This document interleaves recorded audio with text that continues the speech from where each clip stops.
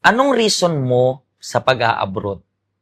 Alam natin na bilang isang OFW, merong iba't ibang reason kung bakit nag-a-abroad yung tao. Karamihan ng naririnig nating reason is para sa family, dahil nahihirapan. Ang daming reason. Sobrang daming reason. Pero this time, yung reason natin is pwedeng, yan yung reason nyo rin. Tinakasan yung problema. Totoo bang nariresolbahan ng pagtakas sa problema yung problema? Yan yung matutuklasan natin sa Be Empowered program natin. Kasama ko po yung ating special guest right now.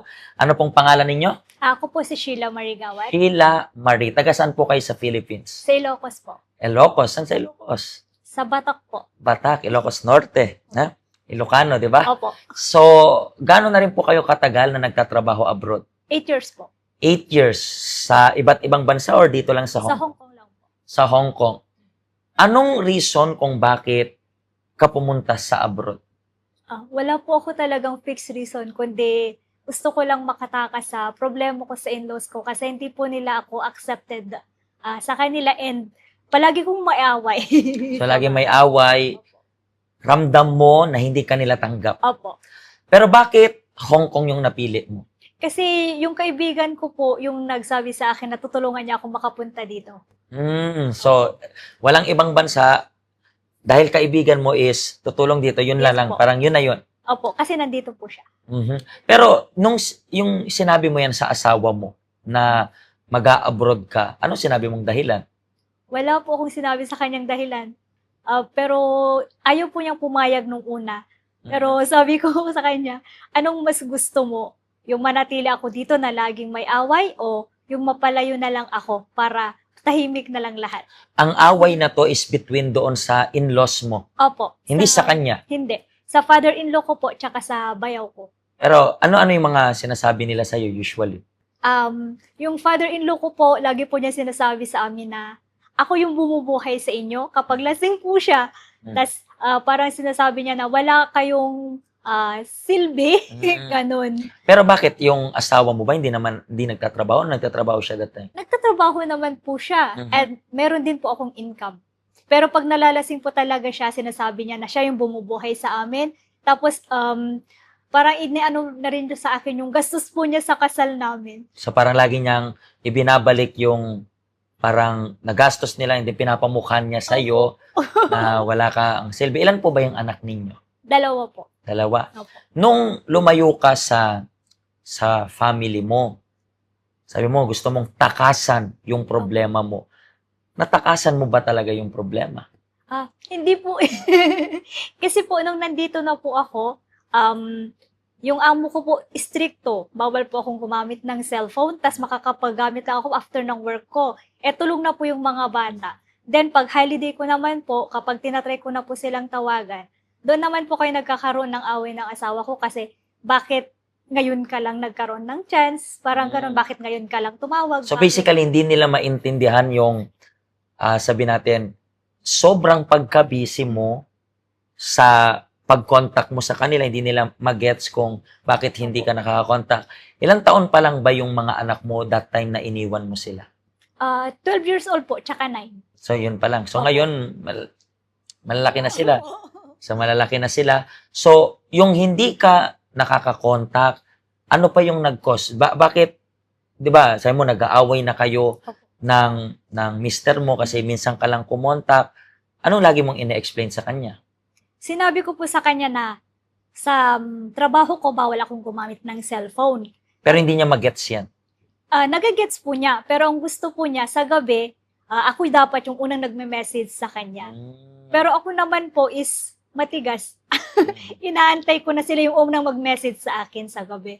Kasi bilang OFW, pagod ka sa trabaho, then hindi ka nakakagamit ng cellphone. So parang yung libangan mo lang is magkaroon ka man lang ng kumusta sa mga pamilya mo, gano'n. So parang inaabangan mo na sila yung mag-initiate ng message na yon. Pero unfortunately, hindi yon yung nangyayari. So ano yung sabi natin, pinaka-lowest part na nangyari sa buhay mo while working dito abroad? Nung time po na nalaman ko na yung in-laws ko, yung actually pinsan siya ng asawa ko, meron silang desire na lasunin ako Mm. para mamatay na lang daw ako at makapag-asawa na iba yung asawa ko. So, nung narinig mo yung ganong plano, paano yung impact nun sa'yo? Kinausap ko po sila Mhm. in a way na chatting po, sa group chat kasi Mhm. may group chat kami. Then, yung asawa ko po is, ano siya, sinabi, parang ayaw niya akong kampihan, parang sila pa rin yung kinampihan niya. So, nung time na yon, sinabi ko sa kanila na hindi ko sila papatawarin kahit mamatay ako. Talagang nagtanim ng Opo. sama ng loob. Opo. And then, afterwards, nakaranas ka rin po ba ng depression dito? Yes po, doon na po ako sobrang na-depress and doon na rin po ako nagkaroon ng thoughts na magpasagasa na lang sa tren o kaya sa bus. Dito O sa kaya- MTR, dito? Opo, kasi may part po dito sa may Taiwan na wala pong Harang. harang. So, naisip mo yon na, bakit? Kasi, once again, dito ko nare-realize. Nung una, tinakasan mo yung problem mo doon sa Philippines. So, akala mo, yung pangingibang bansa, yun yung way out ng problem. Yes. Pero, nung nasa abroad ka, mas lumala naman kasi wala nang communication and meron pang pagpaplano ng masama para sa iyo. Yes po. So once again, gusto mo na namang takasan yung problema mo. Pero it's not about punta na sa ibang bansa, kundi punta na sa kabilang buhay. Yes Diba? po. Kung gusto mong tapusin yung buhay. Oh. At this is very interesting kasi minsan iniisip ng mga OFW na matatakasan yung problema. Pero hindi. Katulad sa case mo, ang dami mong pinuntahan, gusto mo na magpakamatay kasi parang wala nang lugar pa sa mundo na pwede kang makalaya sa problema. And alam mo po ba na minsan yun rin yung mga kinakaharap ng mga OFW. Kaya kayo pong nanonood sa amin right now na siguro same kayo ng situation. Gusto nyong takasan yung problem. Yan yung gusto nyong mangyari. Nasa abroad ka as of now at gusto mong takasan. Siguro, pumunta ka ng Canada, pumunta ka na ng iba't ibang mga bansa, and then, as of now, nandito ka sa Hong Kong, trying to fill up yung void sa loob mo sa pamamagitan ng pangingibang bansa. Pero unfortunately, hindi mo nahanap yung tamang solution. Ano po yung dapat ninyong gawin sa ganitong sitwasyon? Yan yung aalamin natin sa story niya. Paano ka po nakapunta dito sa help center? Na-invite po ako ng dati kong kasamahan sa training bago mag-Hong Kong naman. So sa training papunta sa Hong Kong, siya yung nag-invite sa'yo pumunta dito. Bakit? Naranasan dito sa help center or hindi? Hindi po. Magkasama po kami sa training. Then, nung nandito na siya sa Hong Kong, nagkasalubong lang po kami doon sa may Central. So talagang wala naman kayong communication. Wala po. Talagang nagkasalubong Opo. lang and then namukhaan. Yes. Diba? Kasi ganun talaga. So, and then in-invite ka niya sa help center. Opo. And then yung pumunta ka dito sa help center, that was that time na depressed ka rin. Opo.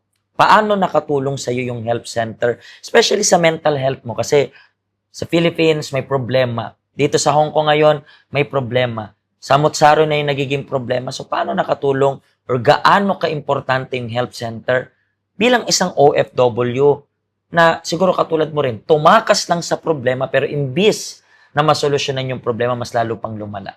Dito ko po sa help center natutunan kung paano magpatawad. Yes. Yan po yung pinaka-importante para sa iyo. Pero madali bang magpatawad? Mahirap po. Dumating po ako sa punto na nahihirapan akong bigkasin yung pangalan nila pero kailangan ko talagang magpatawad kaya Yun talaga. Opo. And as of now, kamusta na po kayo? Ako po ngayon ay hindi na depressed. Wala na rin po ako ng mga suicidal thoughts. And maganda na po yung communication namin ng mga anak ko. Nice. Na-restore na po yung marriage ko. And maayos na rin yung relasyon ko po sa in-laws ko. That's the most important. That's why kayo pong nanonood sa amin right now. Subukan nyo lang po. Kayo na nagiging worried na kayo. Bakit? Dun sa mental health ninyo, hindi okay. Meron kayong pinagdadaan ng bigat. Nandito po kami para tulungan ang bawat isa sa inyo. Just contact us. Meron po kaming helpline, meron kaming QR code na pwede ninyo kaming ma-reach out gamit yung mga information na yan. Mga kababayan kong Pilipino na nagtatrabaho dito sa Hong Kong, visit po sa help center natin. Di ka namin huhusgahan at naniniwala kami na katulad niya na natulungan, gusto ka ring matulungan ng Panginoon. Pagpalain po kayo ng Panginoong Diyos. Hello, ako po si Pastor Joshua dito po sa UCKJ Health Center dito po sa Hong Kong. At yung mga napanood nyo pong testimony ay mga testimony ng mga OFW dito sa Hong Kong. Pero I believe makaka-relate rin naman kahit nasaan po kayong bansa. Basta OFW. Ang health center po natin ay walang pinipiling religion. Base na rin po sa name, Health Center. Kung kailangan nyo po ng karagdagang information, nandito lang po sa baba lahat ng information na kailangan ninyo. Kontakin nyo lang po kami at magiging masaya po kami na matulungan ka, ma-assist ka, nasaan man po kayong bansa. Pagpalain po kayo ng Diyos.